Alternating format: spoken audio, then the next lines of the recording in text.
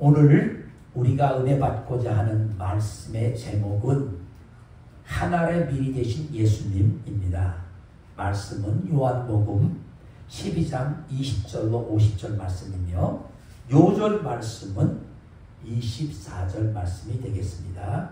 요한복음 12장 24절 말씀을 한번 함께 읽겠습니다. 시작. 내가 진실로 진실로 너에게 이르노니 한 알의 밀이 땅에 떨어져 죽지 아니하면 한 알 그대로 있고 죽으면 많은 열매를 맺느니라. 오늘 말씀은 유명한 미랄의 진리에 관한 말씀입니다. 이 미랄의 진리는 불신자들조차도 사랑하고 즐겨 인용하는 만고불변의 진리입니다. 사람은 누구나 풍성한 열매를 맺고 영광스러운 인생을 살기를 원합니다. 특별히 이렇게 가을이 되면 농사를 짓는 분들은 그동안 수고해서 지은 농사의 열매를 보는 그런 계절입니다. 이런 계절에 우리가 하늘의 미랄의 진리를 통해서 열매 맺는 인생 생각해 볼 수 있는 은혜 주신 것을 감사합니다. 많은 사람이 영광스러운 열매를 맺는 그런 삶을 살기 원하지만 실제로 맺지 못하고 욕된 인생을 살아가는 사람들이 너무나도 많습니다. 이는 미랄의 교훈이 가르쳐주는 바 생명의 법칙을 무시하고 정욕과 욕심을 기초로 자기 나름대로 살기 때문입니다.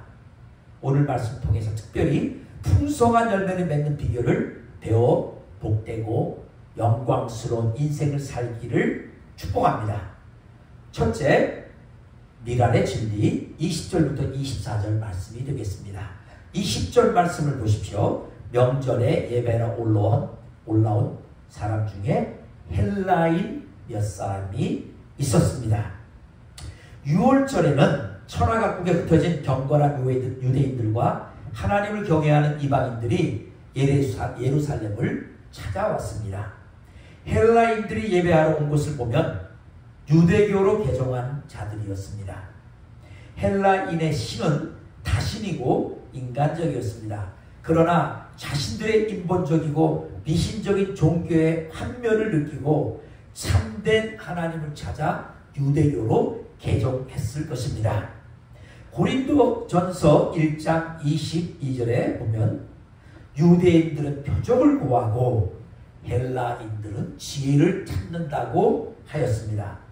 그들은 진리를 논하고 지혜를 찾는 지성인들이었습니다. 철학의 시조 탈레스, 철학의 거장 소크라테스, 플라톤, 아리스토텔레스 등 수많은 철학자들이 다 헬라에서 나왔습니다. 그들은 세상이 미신과 무지 가운데 있을 때 인생과 우주의 근본 원리에 대해서 깊이 사색하였습니다. 헬라에서 민주주의가 발생했고 인본주의의 문화가 꽃을 피웠습니다. 또한 그들은 종교성이 강했습니다. 대개 이성적인 사람은 종교적이기를 거부합니다. 그러나 헬라인들은 이성적이면서도 또한 종교적이었습니다. 그들은 영원 불멸을 믿었으며 사후의 세계에 관해서 관심이 많았습니다. 그래서 사실은 기독교의 헬라 사상을 끌고 들어와서 기독교적인 것을 해석한 많은 그런 학자들이 있습니다. 헬라인 몇 사람들은 예수님에 관한 소문을 들었습니다. 그들은 예수님이 거룩하고 고매한 인격의 소유자일 뿐만 아니라 인생의 심오한 진리를 말씀하시며 수많은 표적을 행하신 분이시라는 것을 들었습니다.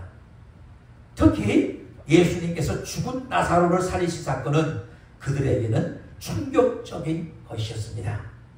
그들은 죽은 자도 살리신 이 예수님은 과연 어떤 분이신가를 알기 원했습니다. 또한 나사로도 죽었다 살아났기 때문에 보기를 원했습니다. 그들이 예수님을 만나 뵙기를 간절히 소원했습니다.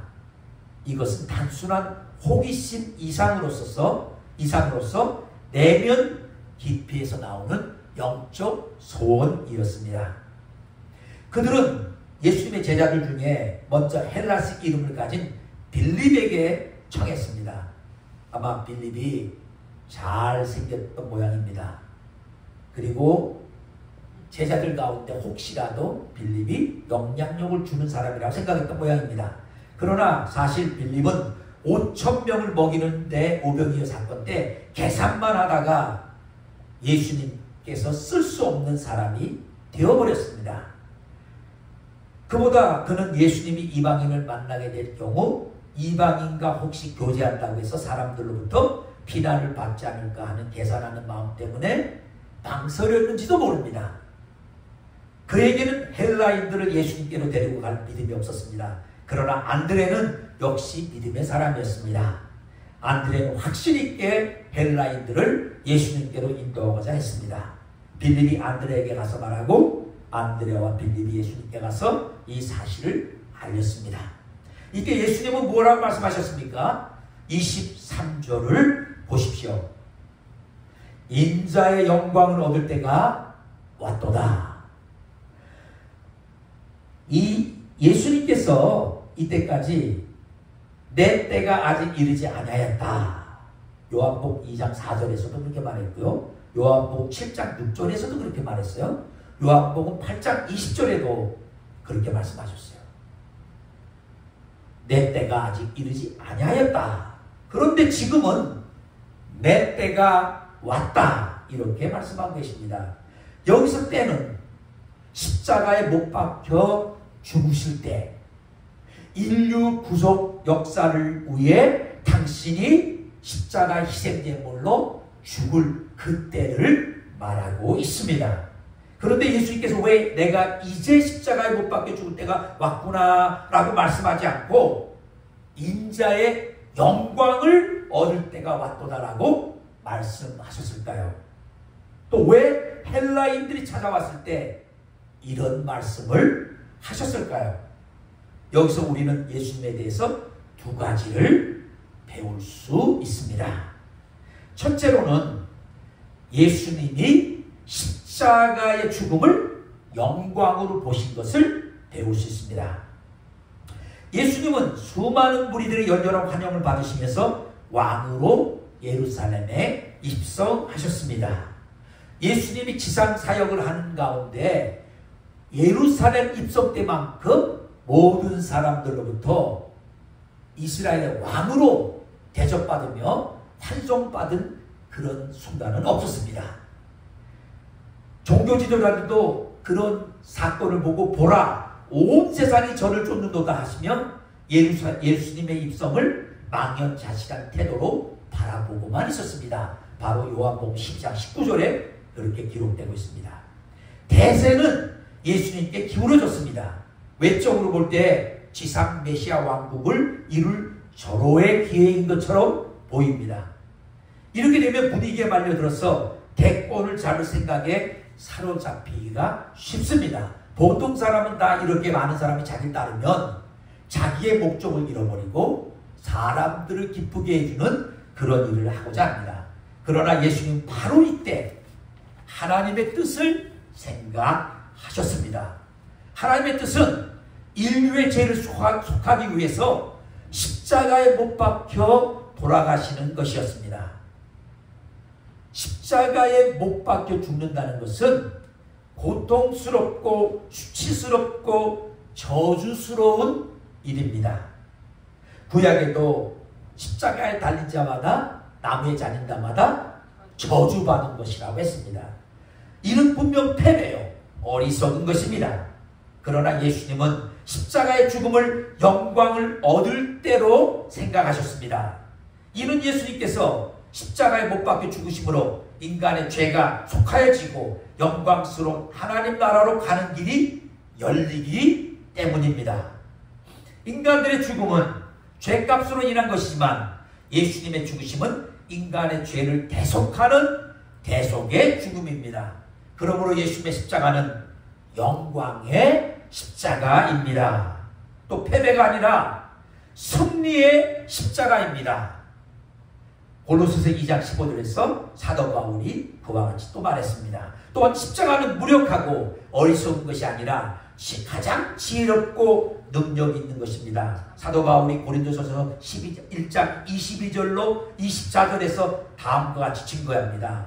유대인은 표적을 구하고 헬라인은 지혜를 찾으나 우리는 십자가에 못 박힌 그리스도를 전하니 유대인에게는 꺼리끼는 것이요 이방인에게는 미련한 것이로되 오직 부르심을 입은 자들에게는 유대인이나 헬라인이나 그리스도는 하나님의 능력이요 하나님의 지혜니라. 아멘. 예수님은 십자가의 비밀을 아셨기 때문에 이를 영광으로 생각하셨습니다. 여러분은 십자가를 어떻게 생각하십니까? 여러분에게 주어진 십자가를 여러분은 어떻게 바라보고 계십니까? 혹시 부끄럽게 여기지는 않습니까? 혹시 사람들이 위어드하다고 바라볼까봐 숨기고 있지는 않습니까? 그러나 십자가는 예수님 말씀하신 대로 영광의 십자가고, 그런 십자가가 우리가 함께 예수님과 그런 십자가를 동참해서 질 수 있다면 우리도 우리에게 주어진 십자가는 영광의 십자가가 되는 것입니다. 여러분, 십자가를 바라보는 눈이 올바로 띄어지시기를 주님의 이름으로 축복합니다. 둘째로, 예수님은 십자가의 죽으심을 통해 수많은 열매를 맺게 될 비전을 보셨습니다. 이 점을 오늘 우리가 또 배워야 될 점입니다. 헬라인은 이방인의 대표입니다. 예수님의 죽으심은 유대인만을 위한 것이 아니라 이방인을 위한 것입니다. 결국 인류를 위한 것입니다. 예수님은 자신의 죽으심을 통하여 이방인들 가운데 맺혀질 수많은 열매를 보셨습니다. 예수님은 십자가의 죽으심을 앞에 두고 비통해하고 절망해야 하지만 오히려 자신의 죽으심을 통해 이방인들 가운데 이루어질 하나님의 놀라운 역사를 바라보시며 비전에 불타셨습니다. 예수님은 이때 이미 대한민국이라는 조그마한 나라가 복음화되어서 세계에 많은 선교사들을 파송한 일이 있음을 보셨을 것입니다. 또한 예수님은 이때 아직 세상에 존재하지도 않았던 미국이라는 나라가 생겨서 그 미국을 통해서 수많은 선교사가 선교를 한다는 것을 보았을 것입니다. 아멘.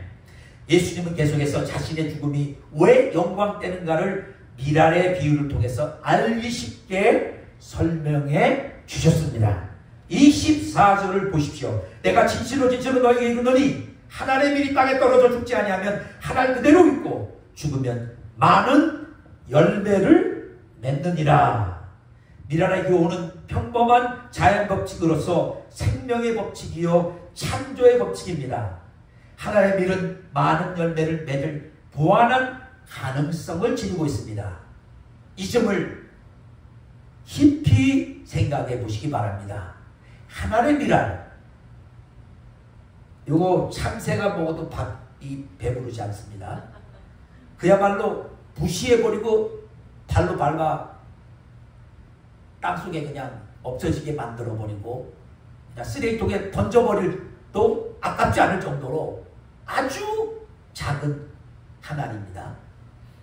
그런데 이 한 알이 무한한 가능성, 많은 생명을 맺게 할 가능성이 있다는 것을 오늘 이 말씀에서 예수님이 증거해 주고자 하는 것입니다. 한 알의 미래에 그 안에 생명이 있기 때문에 무한한 가능성이 있는 것입니다. 생명이란 참으로 신비스러운 것입니다. 생명이란 단순히 살아서 움직이는 것을 말하지 않습니다. 생명은 반드시 자신과 똑같은 생명을 복제할 수 있는 생산성이 있어야 합니다. 성장하고 열매를 맺는 것은 생명체의 특징입니다. 하나의 밀은 참새의 한 끼 식사도 안 되는 아주 보잘것없는 것입니다. 그러나 그 안에는 생명이 있기 때문에 수많은 열매를 맺을 수 있습니다. 농부는 하나의 밀이 가지고 있는 생명력과 가능성을 믿기 때문에 밀을 장롱에 간직하지 않고 땅에 심습니다. 하나의 밀이 많은 열매를 맺기 위해서는 다음과 같은 과정을 거쳐야 합니다. 먼저 씨가 반드시 땅에 떨어져서 2 내지 3cm 정도 땅에 묻혀야 합니다. 그 후에는 뿌리가 내리게 됩니다. 뿌리를 통해서 물을 흡수합니다. 그리고 씨에 있는 양분이 분해되어 싹으로 이동하게 됩니다. 그 후에는 싹이 햇빛을 받아 탄소 동화 작용을 하게 됩니다.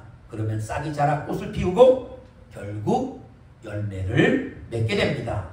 여기서 중요한 것은 뿌린 씨에서 어린 싹이 나와 스스로 탄소 동화 작용을 하여 자립적으로 성장하기까지는 씨로부터 영양분을 공급받는다는 것입니다. 싹이 나서 자립적으로 성장하게 되는 씨는 완전히 분해되어 빈 껍질만 남게 됩니다. 이것을 일컬어 미리 썩는다고 말합니다. 썩는 과정은 땅에 숨어 전혀 보이지 않지만 이 과정이 없이는 결코 열매를 맺을 수 없습니다. 하나의 밀이 땅에 떨어져 죽는다고 하는 것은 자기를 비워 온전히 희생하여 새 생명을 얻는 것을 의미합니다. 이를 볼 때 썩는 것은 없어지는 것이 아니라 새로운 생명을 탄생시키기 위한 창조의 역사임을 알 수 있습니다. 실제적으로 한번 하나의 밀이 땅에 떨어져서 얼마나 많은 알곡을 맺히는가 계산해 보겠습니다. 하나의 밀이 땅에 떨어져서 썩은 다음에 4개월 정도가 지나잖아요. 그러면 100에서 125개의 알곡이 맺힙니다. 하나를 뿌렸는데 100에서 125. 적게는 100개, 많게는 125개. 자, 이렇게 해서 다음에 또 100개, 125개를 다 뿌려요.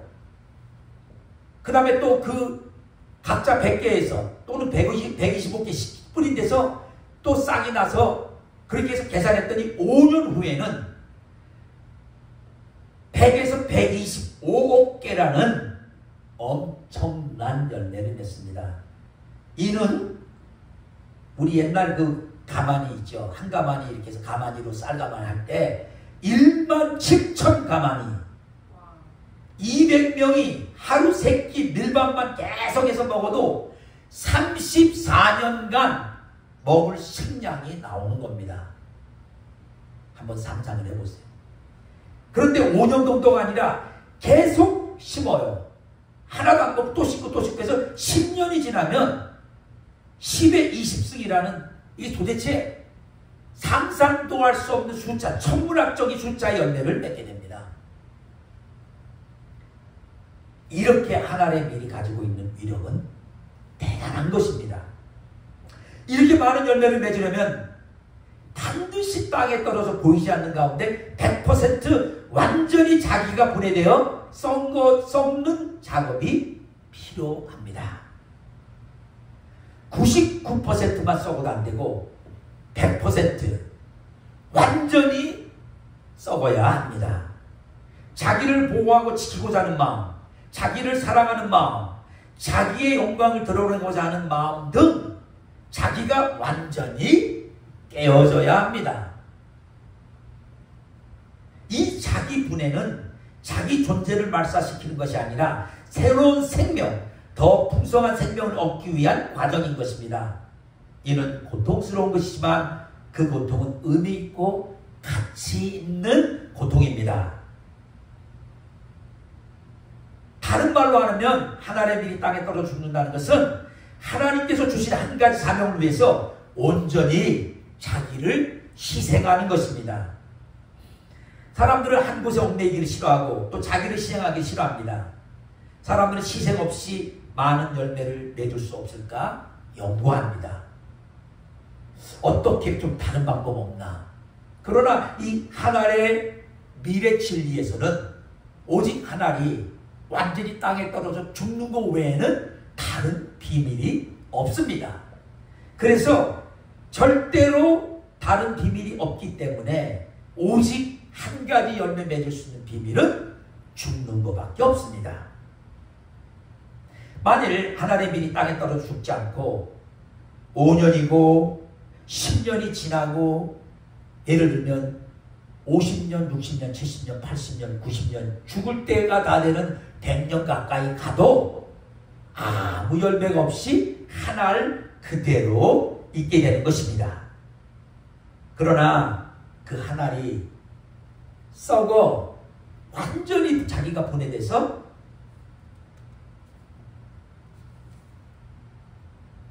열매를 맺는다면 우리가 상상할 수 없는 어마어마한 열매가 맺히게 되는 것입니다. 이 미랄의 진리는 사실 평범한 자연에서 일어나는 농사짓는 농부들은 다 알고 있는 그런 자연스러운 그 이야기지만 이 미랄의 진리는 사실 예수님이 바로 자신의 삶을 가리켜 말씀하신 것입니다. 예수님은 미랄의 진리를 가르칠 뿐만 아니라 친히 이를 실천하셨습니다. 예수님은 하늘나라의 권세와 영광을 다 버리시고 이 땅에 떨어진 한 알의 밀이 되셨습니다. 예수님은 비천한 말구 위에서 탄생하심으로 우리의 슬픈 운명을 담당하시고 우리를 부욕해 하시기 위해 머리 둘 곳이 없는 가난한 삶을 사셨습니다. 또 예수님은 우리 인생들로부터 존귀와 영광과 섬김을 받기에 합당하신 분이지만 오히려 섬기는 종이 되어서 냄새나는 각종 죄인들을 섬기셨습니다. 13장 다음 주에 공부할 13장에는 냄새나는 제자들의 발도 씻기셨습니다. 예수님은 죄인들을 섬기시느라 마른 땅에서 나온 넝쿨같이 되셨습니다. 이사야서 53장에는 이 오실 예수님의 모습이 마른 땅에서 나온 줄기 같다고 했습니다. 그러니 얼마나 볼품이 없었겠습니까? 예수님의 세계는 모든 시대에 걸쳐서 모든 사람의 본이 되는 완전한 삶이었습니다. 뿐만 아니라 예수님은 더러운 문둥병자를 깨끗게 하시고 중풍병자를 일으키시고 소경의 눈을 뜨게 하시고 죽은 자를 살리시는 등 수많은 표적을 행하셨습니다. 그리고 인생들에게 구원을 주고 삶의 의미와 목적과 희망을 주고 우리의 영혼을 소생케 하는 생명의 말씀, 지혜의 말씀, 구원의 말씀을 가르쳐 주셨습니다. 그러나 예수님은 단지 훌륭한 모범을 보이시고 위대한 교훈을 가르치기 위해서 이 땅에 오신 것만은 아니었습니다. 예수님은 하늘의 미랄이 되어 땅에 떨어져 죽기 위해서 오셨습니다. 십자가의 죽으심으로 인류 구속 역사의 핵심이요 절정이 된 것입니다. 만일 육신을 갖고 계신 예수님으로서 똑같이 자기 영광, 자기를 드러내고 싶고 편안한 길을 가고 싶으면 절대로 십자가의 그 비참하게 칼과 이 창에 찔려 죽는 그 고통의 길을 영광스럽다고 하지 않았을 것입니다. 그러나 예수님은 그렇게 죽을 때만이 열매를 맺는 날을 아셨기 때문에 온전히 하나님의 미랄이 되 십자가에서 자신이 희생함으로써 헤아릴 수 없는 수많은 영혼들을 파멸해서 구원하는 길을 여신 것입니다. 이 예수님 때문에 예수님이 죽으시고 2000년 거의 가까이 가는 1957년 7월 30일에 태어난 저 같은 인간도 이 예수님의 하늘에 썩는 미랄이 되신 삶 때문에 구원을 얻게 된 것입니다. 앞으로 태어날 많은 자녀들도 이 하늘의 미랄이 돼서 죽으신 예수님 때문에 구원을 얻게 될 것입니다. 그래서 예수님의 삶은 진실로 열매 맺는 삶이셨던 것입니다. 예수님이 단순히 사는 동안 12제자만 키우고 끝나는 것이었다면 그것이 전부라면 마치 실패인 것 같이 보이지만 예수님의 삶은 하나님의 미랄의 진리대로 계속해서 많은 열매를 맺는 삶으로 연결된 것입니다. 아멘.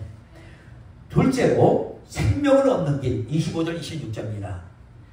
미랄의 진리는 예수님의 생애에 적용될 뿐만 아니라 우리에게도 동일하게 적용됩니다.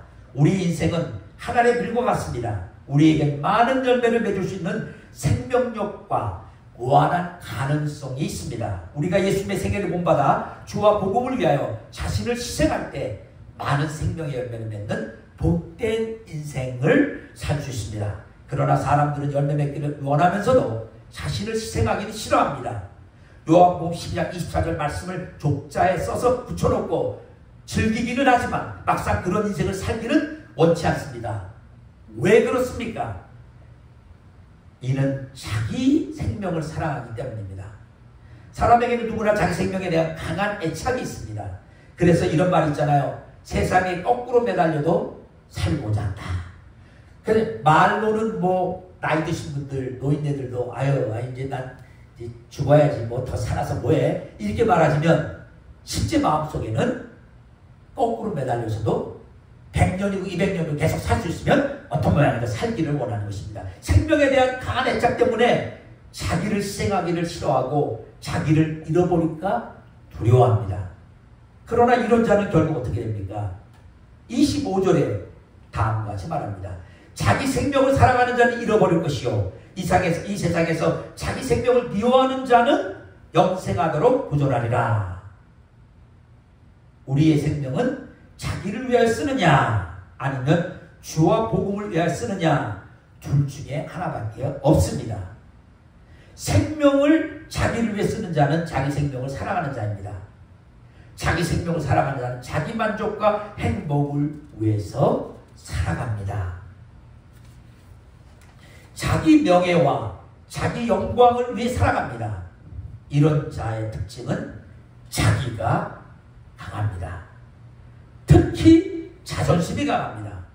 이런 자는 자존심이 조금만 상하여도 견디지 못합니다. 사람이 자기를 사랑하고 자기 유익과 자기 만족과 행복을 위해서 살면 행복할 것 같아 보입니다. 그러나 결코 그렇지 않습니다. 이런 자는 자기를 지키느라 두려움과 염려와 갈등이 끊일 날이 없고 인생을 결산해보면 아무것도 남는 것이 없습니다.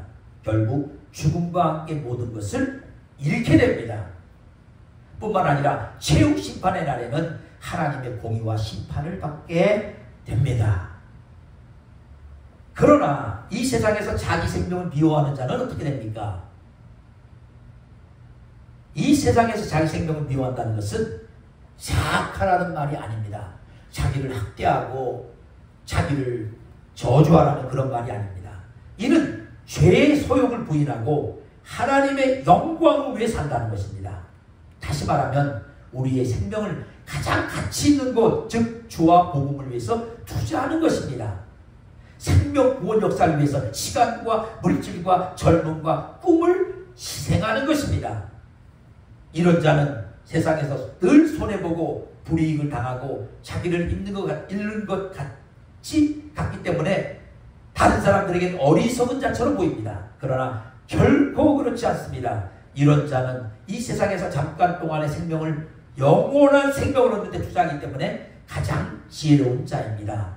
이 세상에서 자기 생명을 미워하는 자는 영생하도록 보존하리라. 이는 신실하신 주님의 약속입니다. 이 영생에 대한 약속이 있기 때문에 우리는 자신 있게 주와 복음을 위해서 우리의 생명을 희생할 수 있습니다. 비록 짧은 생애입니다. 제가 예수님을 군에서 만나고 올해 67세가 돼서 거의 40년이 넘는, 아마 45년 된 것 같아요. 제가 22살 때 군대에 있었으니까요. 45년이 지나는 동안 비록 뭐 모든 사람이 볼 때 어휴 저 조용기 목사님처럼 큰 교회 했다, 또는 빌리그레암 목사님처럼 전 세계를 다니면서 수백만 수천만 명에게 복음을 증거했다, 이렇게 어마어마한 일은 못했지만 제게 주어진 상황에서 크게 내 삶, 내 영광 없고 내 삶 꾸리고 내 것 꾸리는데 안 쓰고 그래도 주님을 위해서 살아왔다는 그 사실을 생각할 때 참 감격스럽습니다. 열매는 하나님이 다 맺게 하실 줄 믿습니다. 한때 어떤 분이 우리 집에 와서 우리 아내에게 사실 영어 좀 공부를 한다고 영어 공부하러 왔는데 그분이 예언하시는 분인데 그분이 예언을 하면서 어떻게 사모님은 아이고 여기저기 열매를 많이 뿌려놔갖고 열매들이 막 자라는데 씨를 뿌려놔서 막 하늘나라에서 보면 막 열매들이 막 촉촉촉촉촉 많이 이게 생긴 것이 보인다. 그 얘기를 제가 그분이 예언하는 얘기를 듣고 20대 대학 졸업해서 좋은 병원에서 간호사로서 많은 돈을 벌 수 있는데 그거 다 버리고 그 어린 나이에 20대 초나이에 선교사로 살겠다고 결단하고 캐나다 선교사로 가서 열심히 선교하고 자신의 인생을 하나님의 밀처럼 멸알처럼 산 것을 제가 알기 때문에 하나님이 그래서 이 예언하신 분에게 그런 것을 보여주시고 말하게 하시는구나. 이 하나님의 밀알의 이 비밀은 정말 자기 생명을 미워하고 이 말이 그냥 내 삶은 살면 안 돼. 내 삶은 절대로 즐기면 안 되고 야단치고 막 자학하고 그냥 무슨 산속에 들어가서 돌을 깎는 사람들처럼 그런 게 아니라 주어진 삶을 하나님의 역사를 위해서 주와 복음을 위해서 그 주어진 상황에서 최선을 다해서 살 때 하나님이 열매를 주신다는 것을 말해주고 있는 것입니다. 여러분 이런 말씀을 들으면 지금 70 넘고 80 넘고 이제 내일 모레 이제 이 땅을 떠나야 될 것 같이 느끼고 있는 분들이 들으면 무슨 생각을 할까요? 그렇게 못 살았으면 자학하면서 아이고 나는 뿌려놓은 것도 없고 열매도 하나도 없구나. 난 틀렸구나. 이러라고 그런 말씀 줄까요? 아닙니다. 그 연세가 돼서 이 말을 듣고 그 연세가 됐지만 남은 기간 동안에 하나님의 주와 복음에서 기도하면서 어떤 모양이든지 주와 복음을 위해서 내가 받은 세상적인 축복, 물질적인 축복, 가지고 있는 모든 것들을 주와 복음을 위해서 천국 갈 때까지 써야겠다. 그렇게 시작하면 얼마든지 열매를 맺는 줄 믿습니다. 또 젊은 사람들은 이런 말 들으면 다 전도사가 돼야 되는 거야? 그럼? 다 목사가 돼야 되는 거야? 다 선교사가 돼야 되는 거야? 하나님의 미랄에 대해서 썩기 위해서 다 내가 가지고 있는 재능 다 버리고 그것만 오직 해야 되는 거야? 그거와는 다른 얘기예요. 자신에게 주어진 탤런트와 자신에게 주어진 모든 것들을 주와 복음을 위해서 쓰겠다는 분명한 방향을 결정하고 주어진 상황에서 직장이면 직장 또는 어떤 그 중요한 그 단체면 단체 거기서 최선을 다해서 예수 그리스도를 위해서 살고자 기도하고 힘쓰고 애쓰면 된다는 거죠. 그러니까 전체적인 방향이에요.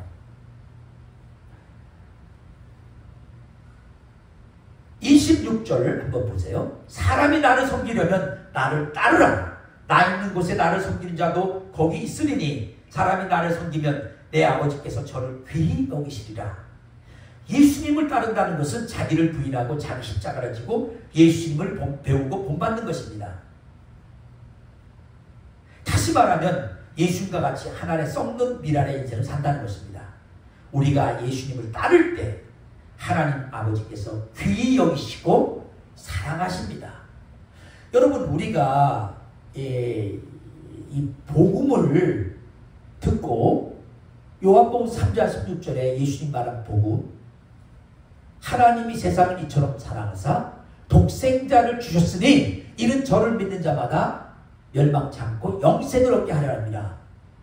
물론 사도 요한을 통해서 주신 말씀이지만 이것은 예수님을 믿는 자를 하나님이 얼마나 사랑해서 구원하시는가, 일반적인 얘기예요. 그것만 생각하고 난 예수 믿고 구원받았으니까 하나님 나를 얼마나 사랑하느냐, 그렇게만 생각하는데 오늘 이 말씀 26절에 보면 예수님을 섬기고 예수님을 따라가는 제자의 삶, 그렇게 될 때 하나님 아버지께서 그런 자를 귀히 여기신다 이 말입니다. 하나님 아버지께서 귀히 여기신다면 얼마나 영광스러운 일입니까? 여러분, 대통령 후보가 이제 그 펀드레이징 하는데 아무나 그냥 가는 게 아니에요. 그 테이블을 정해놓고 10,000불짜리 테이블, 5,000불짜리 테이블, 3,000불짜리 테이블 뭐 이렇게 정해놓고 그 돈 낸 사람 그 자리에 와서 펀드레이징 하는데 대통령 후보를 만나는 거예요. 그래도 그게 얼마나 영광스러운지 10,000불 뭐 몇만 불 내고도 다 그 자리에 가려고 해요. 그리고 그 대통령 후보 될 사람하고 사진 한 장 찍어서 딱 올리면서 내가 이렇게 말이야 이분을 밀었는데 이분이 또 대통령까지 진짜 되면 얼마나 자랑스러워합니까? 근데 우주 만물을 창조하신 하나님이 예수님을 섬기고 따르기만 하면 그 사람을 어떻게 한다고요? 귀하게 여기신다는 거예요.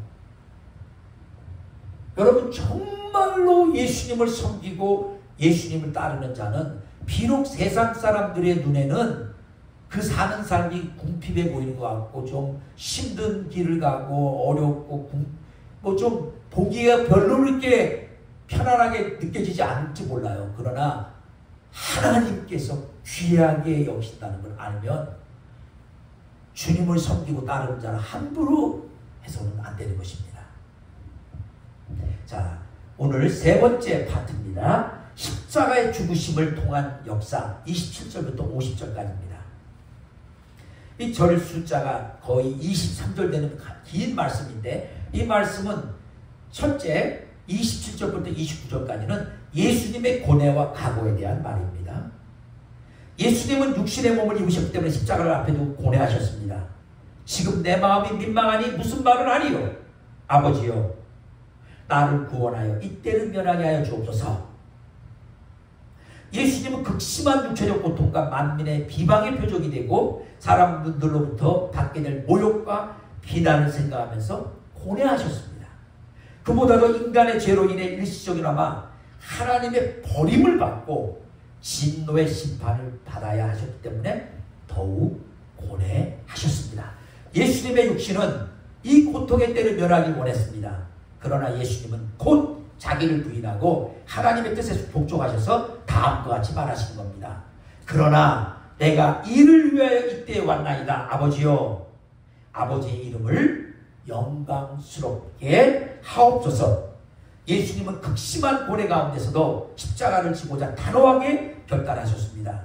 예수님은 십자가에 못 박혀 죽기까지 하나님께서 자신에게 맡겨주신 사명에 충성하심으로 하나님을 영화롭게 하고자 하셨습니다. 예수님은 그의 삶을 통해서 하나님을 영화롭게 하셨습니다. 하나님은 예수님을 통하여 이미 영광을 받으시고 다시 예수님을 영광스럽게 하고자 하셨습니다. 사도 바울은 빌립보서 2장 8절로 11절에 이 사실을 이렇게 기록하고 있습니다. 사람의 모양으로 나타나서 자기를 낮추시고 죽기까지 복종하셨으니 곧 십자가에 죽으심이라. 이러므로 하나님이 그를 지극히 높여 모든 일 위에 뛰어난 이름을 주사 하늘에 있는 자들과 땅에 있는 자들과 땅 아래에 있는 자들로 모든 무릎을 예수의 이름에 꿇게 하시고 모든 입으로 예수 그리스도를 주라 시인하여 하나님 아버지께 영광을 돌리게 하셨느니라. 아멘. 두 번째 30절부터 33절까지 말씀 통해서 십자가의 죽음을 통한 역사입니다.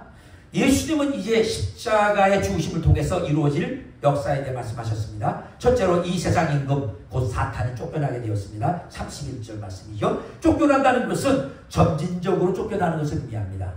사탄은 예수님을 십자가에 못 박음으로 승리하는 것 같이 보였으나 예수님의 발꿈치만 상하게 하였을 뿐 여지없이 패하였습니다. 예수님은 사단의 머리를 박살내심으로 사단을 패배시켰습니다.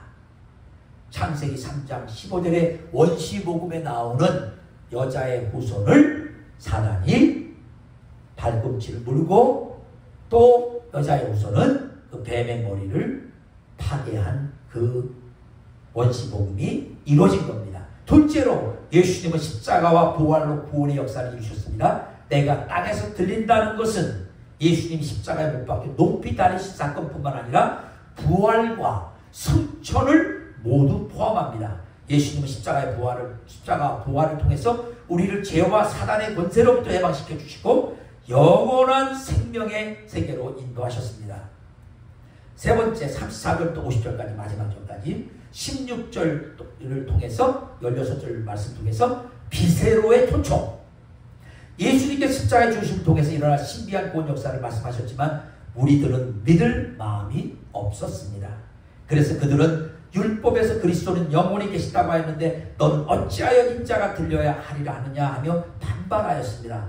예수님의 불신에 가득 차서 어둠에 있는 그들에게 빛을 받도록 권면하셨습니다. 너희에게 아직 빛이 있을 동안에 빛을 믿으라. 그리하면 빛의 아들이 되리라. 36절 말씀입니다.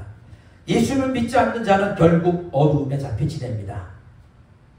우리 주위에 보면 많은 사람들이 많은 돈을 벌어서 아주 호화스럽게 삽니다. 자유롭게 삽니다. 가고 싶은 데 마음대로 가고 먹고 싶은 거 마음대로 먹고 사고 싶은 거 마음대로 살고 정말 자유로워 보입니다. 그런데 예수를 믿지 않는다면 바로 그런 삶이 어둠에 잡혀 사는 삶인 것을 주님은 말하고 계십니다. 그들은 자신들이 무엇을 하는지 인생이 어디서 와서 어디로 가는지 알지 못합니다. 죄를 지으면서도 그 죄의 결과가 얼마나 무서운지도 알지 못합니다. 어둠의 세력에 지배당하는 자들은 스스로의 힘과 의지로는 절대 벗어날 수 없습니다. 그들에게는 빛이 필요합니다. 빛을 믿을 때 어둠의 세력이 물러가고 빛의 아들이 될 수 있습니다. 빛의 아들이 될 때 빛된 생활을 할 수 있습니다. 사람들은 표적을 보여주면 믿겠다고 합니다. 그러나 유대인들은 아무리 많은 표적을 보여줘도 결국 믿지 않았습니다. 믿고 안 믿는 것은 외적 증거의 문제가 아니라 근본적으로 마음의 문제인 것입니다. 주위에 여러분 전도하다 보면 얼마나 많은 사람들이 하나님이 정말 살아계신다면, 나에게 기적을 보여준다면, 이렇게 된다면 믿는다고 말하죠. 그러나 사실은 그들에게 아무리 많은 기적을 보여줘도 결국 믿지 않습니다. 그것은 마음이 완악하기 때문입니다. 그래서 예수님은 그들이 많은 걸 보고도 안 믿는 그들이 믿지 않는 것이 바로 이사야 선지자가 예언한 대로 마음이 완악하기 때문이라고 38절부터 40절에 말하고 계시는 겁니다. 관원 중에는 믿지 않는 자가 많대 두려움 때문에 드러내놓고 진한 고백을 하지 못하는 사람도 있었습니다. 이런 자들은 근본적으로 사람의 영광을 하나님의 영광보다 더 사랑하기 때문입니다. 43절입니다. 여러분, 진리를 알지만요, 사람들이 뭐라 그럴까봐 나는 중간에 서 있겠다, 나는 말 안 하겠다, 이런 사람 많잖아요. 어떻게 보면 우리가 볼 때 그런 사람들이 참 아주 지혜로운 길을 가는 것 같습니다. 그러나 하나님 앞에서는 진리의 길을 가고 진리를 사랑하느냐, 하나님을 더 사랑하느냐, 아니면 자기를 사랑하느냐, 둘밖에 없습니다. 예수님은 이 세상에 빛으로 오셨습니다. 이 예수를 믿는 자는 어둠에 다니지 아니하고 빛 가운데서 살게 됩니다. 예수님은 심판하러 오시지 않고 구원하러 오셨습니다. 이 점에서 우리도 배울 것이 많습니다. 비록 우리가 잘못하고 우리를 대적하고 잘못된 사람 많이 봅니다. 그러면 우리가 그들을 심판하길 원합니다.